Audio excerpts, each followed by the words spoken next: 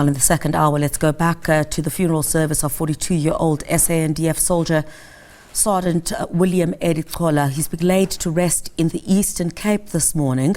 So Sergeant Nqonji, who is being buried with full military honours, was amongst the 14 SANDF members who died during a peacekeeping mission in the east of the DRC. Let's go back to SABC News reporter Nqonji. She joins us live from that funeral service. I can certainly see there that community members have come out in their numbers to pay tribute to one of their own in that community. Talk to us about some of the tributes we've heard today.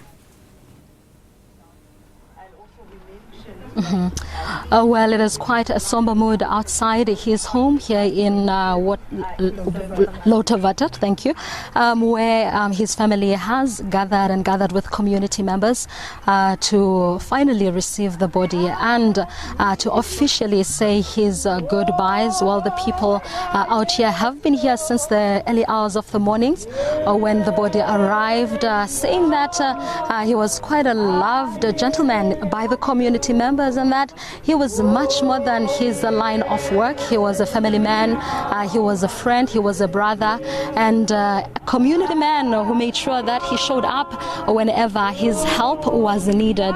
But if my colleague can just pan and show you, this is his home where his body currently is inside. You can see right there, guard of honor by some of his colleagues is starting to form as it is about to be moved from his home to a church where his funeral service is going to be held. But to tell us more about the kind of a man Sergeant Williams was, is his brother and of course his best friend, who was like a brother to him. Sir, a very good morning to you. Good morning, good afternoon. What can I say for you? Let's just talk about some of your fondest memories of Sergeant William. Oh, now you're going to make me say it from the beginning. So, what can I say? I'm happy. I'm seeing you for the last time. And I'm happy for the community who even see you for the last time. You as a community and a family man. Was caring a lot for children, and I don't know if I will even be possible for me to stand in for you like you did, but I hope I can fulfill it. It's both so, but I will be strong.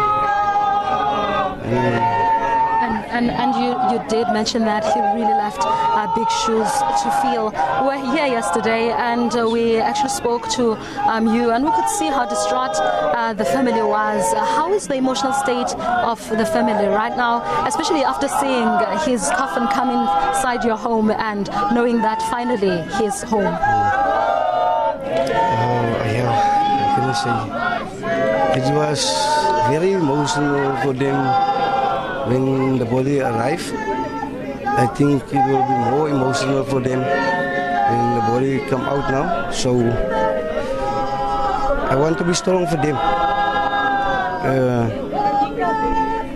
because it's what he want. He was wanted to for me to do it for him, to be strong for him. So you see, yeah, it is a difficult question to answer, especially for the family. So, I don't know. Thank you so much, sir. Let's just bring in his friend. You did mention to us earlier on that he was like a brother to you as well. Can you describe what kind of a man Sergeant William was, and also your fondest memories of him?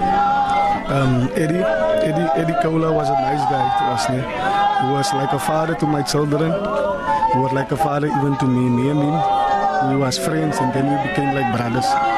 Me, I'm also married in Eddie's family. So me and him, we have a lot of memories. Too much memories that I can explain now of Eddie. But I can tell you it was a big loss for us when we heard the news about Eddie. Thank you so much. Condolences to you and your family. Well, those were Just some of the family members, actually his brother as well as his best friend, who have described him, as I've said earlier on, as a family man, as a committed man, as a community man who was very fond of children and fond of his community.